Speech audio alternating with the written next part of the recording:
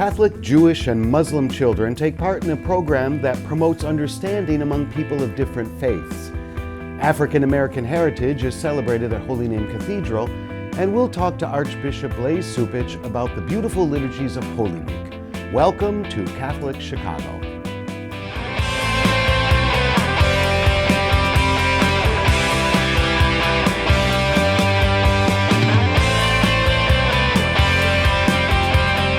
The Archdiocese of Chicago is a vibrant and diverse faith community. We celebrate our faith through worship, evangelization, and reaching out to the needy. Welcome to Catholic Chicago. Hello, I'm Todd Williamson, Director of the Office for Divine Worship for the Archdiocese of Chicago. And joining me here in the studio, as always, is Archbishop Blase Cupich. Archbishop, welcome. Thank you, Todd. And on this Happy Easter. Yes, the solemnity of Easter Monday. Happy Easter to you. Happy Easter to all our viewers as well. Yesterday, for Easter Sunday, you were not at the cathedral. You were in a parish at St. Albee Parish on Chicago's South Side. Right. I was visiting as I tried to get around to the parishes during the year, a wonderful faith community. And there were 2 baptisms there, so it was an opportunity for us to really highlight that the resurrection is about bringing all of us to new life. Nice. 2 children, as I understand 2 it. young children, yes. It's a great community down there. A lot of energy, a lot of faith, just very vibrant.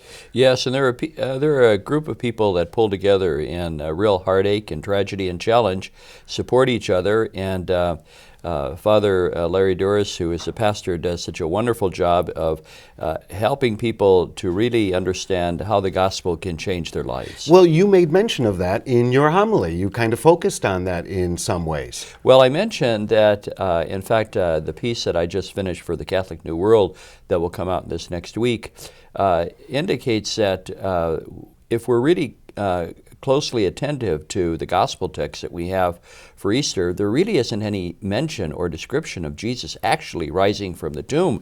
And there are no appearances of Jesus because the church from the earliest days wanted to emphasize that the resurrection also is about us. It's not just a personal triumph of Jesus. And so we begin to see how people's lives are transformed by that experience from the very outset. And of course, everything from Holy Week leads up to that. Were your Holy Week celebrations, were they good? Yes, and I was at the cathedral for Holy Thursday, Good Friday, as well as the Easter Vigil. And you could see that the people and the crowds were just very encouraging to see so many people coming, that they really got into the Paschal mystery. They began to identify with this ancient story and the narrative of Christ's suffering, really making it present by putting in contact their own suffering, their own heartaches, challenges that they have. But also, I think the understanding of our Christian faith as being able to prompt us to serve one another with the washing of the feet, to be able to suffer for one another as we had on the cross, but also to live our lives in a way that is transformative for other people in the resurrection. To make it their own, that story of Christ, right? That's Exactly. the call to each Christian. It is, and it really echoes those words of St. Paul, who says, he comes to a point in his life, he said, "It's no longer I who live in me, but it is Christ who lives in me." And that's what we celebrate all through Easter. You mentioned a few key points of the great Triduum liturgies. Let me ask you, just what's it like for the presider? What is it like to wash the feet of others? Some people you may not even know. Well, it's true. I knew some of them. I think it's very important to, when you wash the feet of someone, to actually look at them. You're not just looking at their feet. You're looking at them as a person. And it's very interesting. Some people wept. Really? Some people had this sense of amazement or taken aback, maybe even a little bit of embarrassment. That everyone had their own reaction. But I think it's very important to look at people as you're doing this. That moment on Thursday, then the very next day, an equally profound moment of venerating the cross. Yes. With those crowds, have you ever just let the others, as they're venerating the cross, let that be your meditation, your prayer? Have you ever watched, after you venerated, the faithful Yes, and I find that to be very inspirational. Some places do not have a whole congregation come forward. It does take a while. I think it took almost 35 minutes. For the veneration, But really. what we're really doing is allowing everybody to have an experience of that moment. It's not just for a select few. And I think it teaches us real patience with each other. Everybody has their own pace. Everybody starts from a different place in life. And I think by waiting for each other during that service, it teaches us something about having patience in our life with other people. Oh my gosh, that's so true. And the people venerate the cross in different, some genuflect, some just touch, some Right. kiss, some, Right. some I've seen embrace. Exactly. And that's, all of those are expressions of that Paschal mystery being lived out, it seems to me, in their lives. And I think part of it too is that people respond out of their own ethnic piety sometimes. You see that they're picking up traditions that their parents and grandparents had that they saw. And they're bringing that to new life in that moment. So the richness of the church being universal is on full display in that moment. Oh my gosh. And then, of course, the great moment of the Triduum is the Yes. Easter Vigil. Starts in darkness with the fire right in front of Holy Name Cathedral on State Street. Well, we closed off, the city let us close off State Street. So it really was not just a church event, it was a civic event. Because, we stopped traffic, literally, in order for that to happen. And you could see crowds gathering, even if they weren't part of the ceremony, seeing that this fire out there, which is very unusual, it didn't prompt any sirens or anything. Thank God. But it did allow us, I think, to give witness to our deep faith in the resurrection. So a moment of evangelization in some ways. Exactly. And then, of course, the fire leads into the liturgy of the Word with those wonderful readings, and all of that culminates in the sacraments of Easter, baptism, full initiation. And you said before we started filming, 18 baptisms at Yes. Holy Name Cathedral. And I think a little over 20 of those others who came in to full communion with the church. So, what was remarkable for me was that the vast majority of those who were initiated into the church, full communion of the church, were young people. Really? I would say 20 and 30s, which gives me great hope. It shows, first of all, that a lot of good things are happening at the cathedral with the wonderful staff that they have there, but I think that's reflective of what we see around the Archdiocese as well. Well, a similar question that I asked in regard to Holy Thursday. For those youth, what is it like for you as the presider, as the celebrant, to baptize these people in this full immersion font? You said they certainly got wet. Yes. That has to be a humbling moment for you as a priest. Well, again, I think what I try to do is look at their face.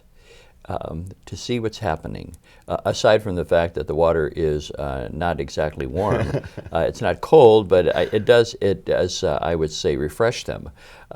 Wakes them up. And wakes them up a little bit, but it gives a sense, too, of also letting go and abandoning themselves to Christ. I saw that in the faces of those who were there, and you could see the joy as well of people who were being initiated in the church, and the joy of the people who were their sponsors and their family members. So fulfilling experiences for you this whole last Very Holy much, Week? and what I really benefited from too is I only preached during the Triduum at the Easter Vigil, so I had the good fortune of listening to Father Lou Camelli on Holy Thursday, and then Monsignor Mayhall on Friday, because I need to have someone preach the gospel to me too. Nice. Oh, that's wonderful. I'm glad that they were good celebrations. Of course, the doorway into the next 50 days, right? Yes. 50-day celebration. Well, that's right. And of course, it's all happening during the Year of Mercy. Right. And people did enter the door of mercy, and we want to continue that theme that the Holy Father has set forth for us in this year. You know, we've been doing the past couple of Catholic Chicagos, including videotapes of mercy moments. Our Office of TV and Radio have helped produce those for the Archdiocesan efforts in this Year of Mercy. And we have another one for today. Oh, great. So let's take a look at this latest mercy moment with Christina Zelaya.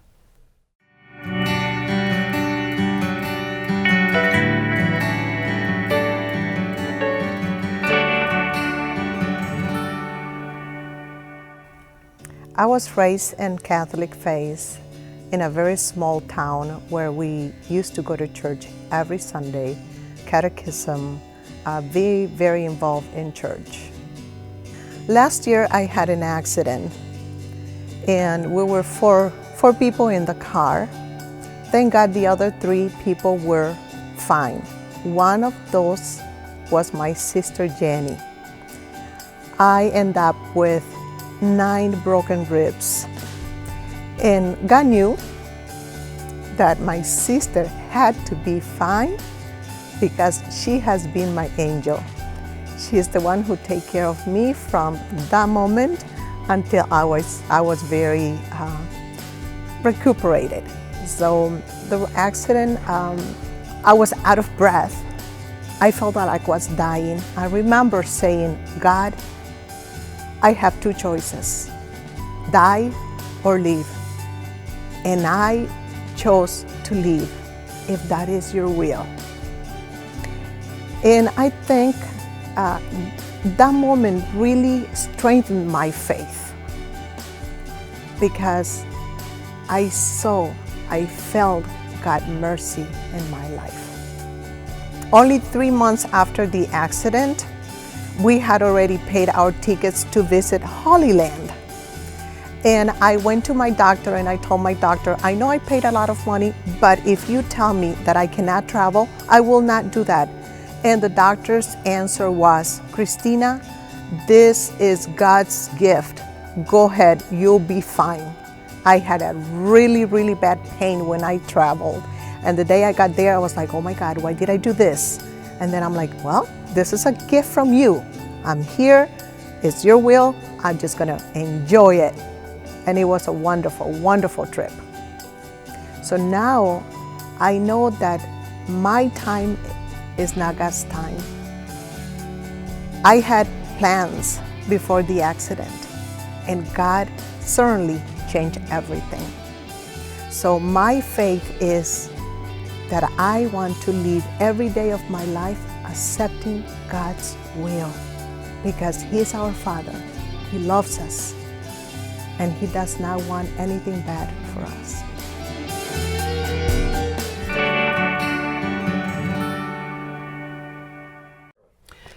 Truly a moment of mercy like the other ones that we've seen. So for our viewers to see all of our Mercy Moment reports, go to archchicago.org and click on Jubilee of Mercy. From today's Mercy Moment, it's a fitting segue into this coming Sunday as we're taping, the second Sunday of Easter, the Sunday of Divine Mercy. Right. A number of our parishes around the Archdiocese observe this devotion, and some are particularly known for that. The shrine, for example, at St. Stanislaus Kostka of Divine Mercy. It's a devotion that many people in the Archdiocese follow.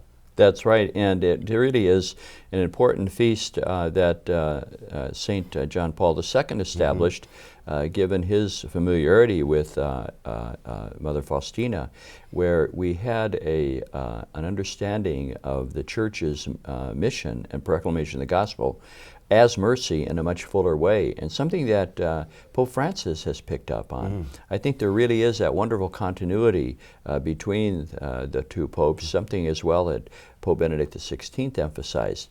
Mercy is a very important doctrine of the Church that we lose sight of sometimes. We think that mercy is something extra, but it really is at the heart of what is at stake for the gospel, where the Holy Father says that Jesus is the face of God's mercy and is the presence of God's mercy in the world. That really strikes me. I've never thought of it that way, that's an actual dogma of the Church, part of what we proclaim we believe. It's a central piece. That, Yes. And so in the context, obviously in the context of the whole Jubilee of Mercy, in whatever way the people observe that, take part in that, seek out activities during this Jubilee, that's at the heart of all of it. It is, and I think that one of the things this year with the World Youth Day coming up in Poland, in Krakow, the Holy Father is going to emphasize how, for young people, they should live their lives by cultivating the richness of mercy in their lives, receiving it, but also giving it. That's key, I think, for youth today, for the younger generation. It really is, and I think that, the image of divine mercy is not in Poland. It's in Lithuania, in Vilnius. Really? Yes, recently the Archbishop of Vilnius was here, and we were talking about this because of the work that they're doing in preparation for World Youth Day, hoping that young people will come as well to Lithuania. And so they're very proud of that. Wow. Mercy has manifestations and is made visible in so many different ways. Last month, a month maybe before, we talked about an event at All Saints Basilica with the students there, where we took viewers to that basilica, where Catholic, Jewish, and Muslim students were treated to a tour of that historic church. Since then, our students have visited Jewish and Muslim worship spaces, and our photojournalist, Mike May, has that story right here. Great. Well, Poetry Palace has been around for about 7 years. We're dedicated to building bridges between different faith communities through the kids and through poetry. And our mission is to use creative expression to promote understanding, cooperation, and peace in a multi-faith society. Fourth graders from 3 schools, a Catholic school, a Jewish school, and a Muslim school, gathered here. They did a few activities, but then we went into our worship space, the Basilica, and they got a tour of the Basilica. They got a chance to hear about Catholic worship and Catholic beliefs, and saw the worship space. The favorite place was the church because it was so big and there was lots of pictures on the glass. That was my first time going to a church, and I got to see how amazing it was. There is a sense of awe when they walk into any space of worship because it's so different, and then there's also a lot of similarities in each prayer space, and right away they'll catch the cues. They'll say, oh, we have something like that. We have our books in this type of corner. We all face the one direction when we pray. We have spiritual leaders. They immediately start connecting the dots, and at that age it's so fascinating to see. Their reactions are so genuine and honest, and they really find a sense of belonging within each prayer space. So often, our perception of different groups is based on secondhand information. And here, regardless of what the kids end up remembering about the facts of this or that religion, they'll remember having a good time with kids of different religions, and those memories are so valuable for having good and peaceful and healthy relationships between people that are different. They will be able to have understanding of each other, and then because our society, our country is a multicultural country, so if we start at an early age, so it builds them in a very systematic way, so they have the acceptance and understanding of each other, and that's the main objective of this, having a program together like this. I liked learning about the different religions and visiting the schools. I liked visiting the schools. I think my favorite part was learning about other religions and being able to see other praying places. The Jewish people, they have about the same holiday as us. It's a different name, but we do the same thing. I liked meeting all my friends, and I met a lot of friends from different religions. As we said earlier, that really is a manifestation of mercy. But talk a little bit about the importance for youth at this age to begin learning the importance of tolerance, of acceptance, of welcoming diversity. Well, in fact, young people have an openness to other people. They really do want to live a life of tolerance. It almost comes naturally.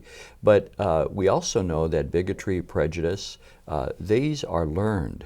And we teach sometimes our children these very bad habits of life.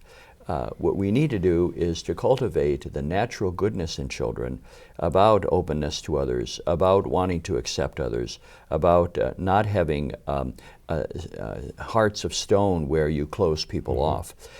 So my emphasis would always be to have children look deep in their hearts and pay attention to the signs of the Spirit already at work in there, and not give in to the message of desperation, of anger, of bigotry and prejudice that we can teach our children, unfortunately. So every generation has to take responsibility for cultivating the good in children. Yeah. Of course, our Catholic parents can begin doing this in their own homes. Exactly. I think that's important. And also, especially as children hear sometimes the political discourse we have that is so divisive, where we want to in some way alienate ourselves from one another or exclude some people. That really is not the gospel, and we should not in any way tolerate that in our communities, in our conversations with children. Archbishop, in mid-April of this year, we're going to celebrate in the United States the World Day of Prayer for Vocations. It's April 17th. Talk a little bit about the importance of a day focused just on this. Well, it is an opportunity for us as a universal church to take seriously the great gift of call, of vocations. And all of us, of course, have to cultivate, no matter what our state in life, a sense of being called. But we want to center in a particular way on those vocations that help the church, that serve the church in religious life and priesthood, vows that people take of permanent service to the life of the church. And we have the coincidence this year of World Vocation Day falling on the first anniversary of Cardinal George's passing. And I think it's really a wonderful opportunity for us to once again call to mind the great gift of his vocation. He entered a religious life wanting to be a missionary, and yet God had a very different path for him as he became the Archbishop here in Chicago. But it shows that he was always open, no matter what the church was calling him to, no matter what God was calling him to respond with generosity. So we hope that people, young people especially, will think about the Cardinal's life and his ministry. He certainly was one who always talked about vocations, the importance of vocations. What would you hope for the average parishioner, how they might observe World Day of Prayer for Vocations? Well, I think first of all, to give thanks for those who serve in the church today, they're priests and religious, who we really should never take for granted, but also to speak among themselves that this effort of recruiting young men and women to serve the church, it doesn't belong to just a few vocations directors or priests or religious. It belongs to all of us. We all should have enlightened self-interest about this. And also, I think, to keep in mind that our young people need to hear that call coming from us. Sometimes young people are dissuaded by their elders, by parents, about looking at religious life because they fear that their children either aren't up to it, or that the struggle's too much, or maybe that they will not have grandchildren if their children come into religious life. I think what's really important to keep in mind is that this need of the church for vocations is something that belongs to all of us as a responsibility, and we should all be willing to not only pray for vocations but encourage young people. Vocations can come from anywhere. They can, and they always, it surprises me sometimes that where they come in different ways, people have their own path. Archbishop, we have another video package here. Every year at Holy Name Cathedral in February, there is a celebration of an African American Heritage Prayer Service. Our videographer from the Office for Television and Radio, Brian Brock, and Jim Dish were there for this year's, and they have this report. Great. Hundreds of Catholic school children filled Holy Name Cathedral for the annual celebration. This year's theme, We Are Different Because We Are One. We take this time to come together and pray. And then, because we have come together and united ourselves in prayer with the church throughout the whole world, then we are called to go and work, to do something in the name of the Father and the Son and the Holy Spirit. The celebration went well beyond preaching and included dancing and singing. Students were excited to participate.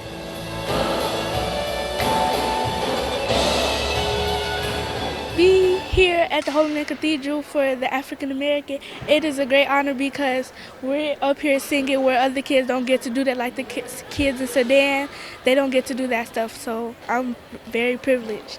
I enjoy singing because it's like putting a smile on people's face, and I love to sing for the joy of God and for the joy of me. School Superintendent Dr. Jim Rigg took part in the festivities, making it clear that diversity is a major strength of our Catholic schools. Catholic schools are Chicago. Half of our 81,000 students are students of color. We're committed to serving every population, every neighborhood. Our students are black and white, brown and yellow. And while we may look different and come from different places, we are one. We serve and love one God and are loved by Him in return. 92-year-old Bobby Hicks was honored for being the first African-American layperson to teach in Chicago's Catholic schools. Her career spanned 44 years, including 26 at Resurrection, and she still preaches the value of a Catholic education. It's worth their while to go to school and to listen and to stay in school. Yeah, it's beneficial to them because if that's all they need. That's what they need to live in this world, is a good education. This is actually my first time being here, and I thought it was very beautiful, all of the Catholic schools coming together and, celebrating our Black heritage. My highlight was the award recipient was Bobby Hicks, because I'm an aspiring teacher myself, so it was very inspiring seeing her being, the first African-American teacher in the Archdiocese. Well, this is my third year coming, and I think this is the most powerful year. I really enjoyed the student choir, the young lady that offered the prayer. I thought that was really powerful. And I thought it was a really free service. I thought that was really great to have a piece of history here. The first African-American teacher in the Archdiocese of Chicago, that's really big. It really hit home because my grandmother was a teacher in the Archdiocese, so all those things are really good for me. The prayer service was organized by students, for students, a win-win situation for all. It's really for students. It's not only put on by students, but it's for students, and people like it. I loved it, and if God gave me a time machine and said turn back time, would you do it again? I would definitely in a heartbeat, and this is one of the highlights of my senior year. All students left the service with a comic book celebrating the life of Father Augustus Tolton, the first recognized Black Catholic priest in America, another chapter in African-American history. For Catholic Chicago, I'm Jim Dish reporting from Holy Name Cathedral. What a wonderful celebration. Well, yes, and the amount of work that our television crew and the communications are doing, I wonder whether or not Brian Brock and Jim Dish ever sleep. With that and all of the other reports that we've had. The segment we just saw with the vibrancy, with the youth that are part of that, and the one reference to one of the first African-American teachers in the Archdiocese of Chicago, certainly that's an experience that people from all over the Archdiocese can touch into in terms of the diversity, the welcome, the acceptance we were talking about earlier. Without question, and we are so gifted by these people who share in generosity their many gifts. Mm-hmm. Excellent thoughts on that prayer service, on Easter, on the Triduum, and those liturgies. Archbishop, it's always a pleasure to be with you. Thanks, Thank Todd. you very much. I hope Appreciate you have a it. wonderful Easter season. Well, it will be. We have so many events coming this week and next week, and I look forward to these 50 days. As always, it's great to be with you. Thanks so much, Todd. And thank you to our viewers as well, to you as well. Happy Easter. I'm Todd Williamson. Thanks for watching Catholic Chicago. We'll see you next time.